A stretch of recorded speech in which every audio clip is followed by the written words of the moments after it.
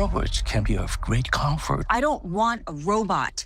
I hate robots. Sunny is absolutely incredible. Katie, Lucy, thank you guys so much. It's a brilliant show, genre bending. It's a thrill ride. One part mystery, one part dark comedy, and absolutely fantastic. Katie, Colin O'Sullivan's novel, The Dark Manual, is a gripping and thought-provoking novel. What themes resonated for you that you knew that was going to be a great adaptation to the screen? First of all, thank you so much for all those nice things that you just said. We really appreciate it. And yeah, I mean, when Colin's novel crossed my desk back in late 2018, early 2019, I can't remember now, years. It was an unusual novel for me to get sent because I'd never done anything that was kind of sci-fi adjacent. Like, it just wasn't like the genre that I sort of expressed myself in. But there was within it the core of this story of Suzy Sakamoto, this like expat living in Japan who experiences kind of the greatest tragedy like you can imagine, the loss of her husband and son. And she is a character who responds to loss and darkness by kind of creating an emotional armor, right? Like, she keeps people at bay and keeps herself kind of emotionally safe by using dark humor and by distancing people. And that was something that like I really relate to, that like I've done in dark times in my own life.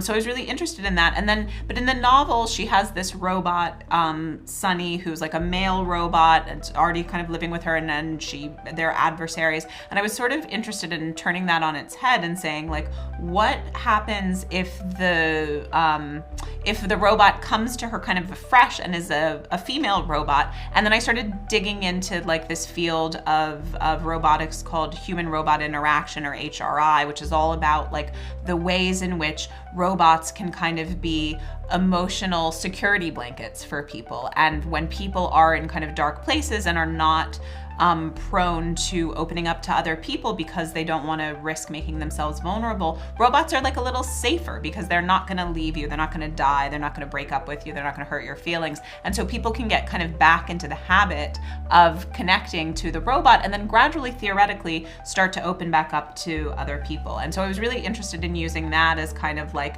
the launching point for this story, but then kind of expanding on this like mystery thriller spine so that it would be like a propulsive journey along the way and take us into these like wild, unexpected places while still talking about these themes of isolation and loneliness and female friendship and AI that I was eager to talk about.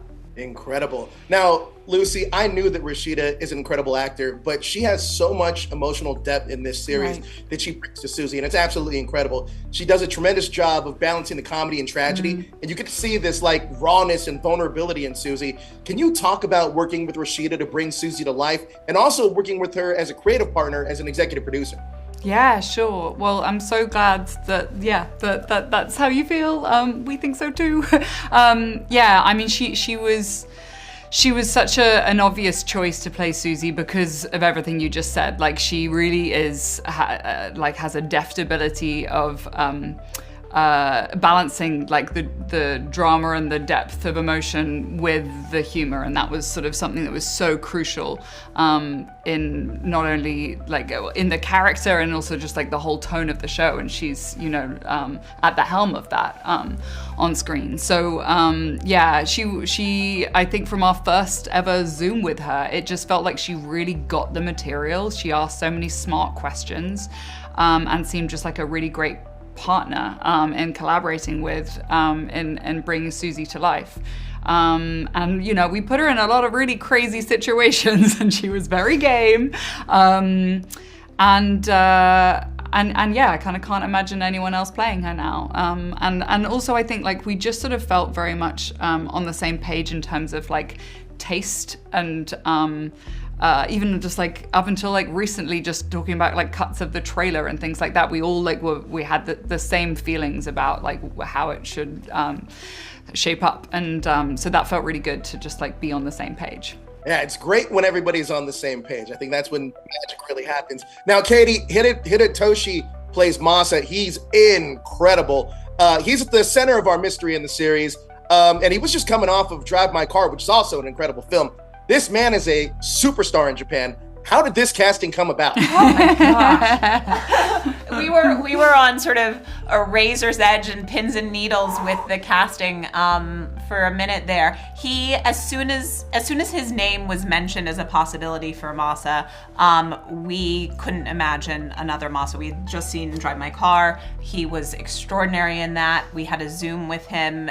He was so warm and charismatic and smart, and like, you need somebody in this role who you can believe would be a roboticist, who you could believe like could come up with this like really brilliant form of AI, but also who was like cool. And Hide holds both of those things. He's like super smart, he's super cool, and he's also like incredibly warm. Like, he lights up any room that he goes into. And so it had to be him. And thank heavens it worked out. We were all so lucky, and he's just been like the most delightful, kindest collaborator. Like, a joy. Such a joy to work with, and I feel like so honored that it's the first Western, well, it's not, I mean, it's an international show, I don't know what to call it, but like, he's never acted in English before, and I mean, he did such an incredible job and worked so hard and was so sort of detailed in his craft, and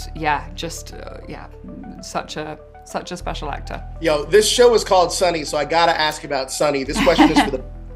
Sunny was a real robot on set, but really brought to life by Joanna Sotomura. Yeah. Joanna said this was an experience like none she's ever had before. Can you talk about the process of bringing Sunny to life, and also working with WETA Workshop to create Sunny for the series? Sure. Yeah, I mean, it was sort of months of development, really, like in coming up with the design. We were trying to remember how many iterations of hundreds like, and hundreds of iterations. Yeah.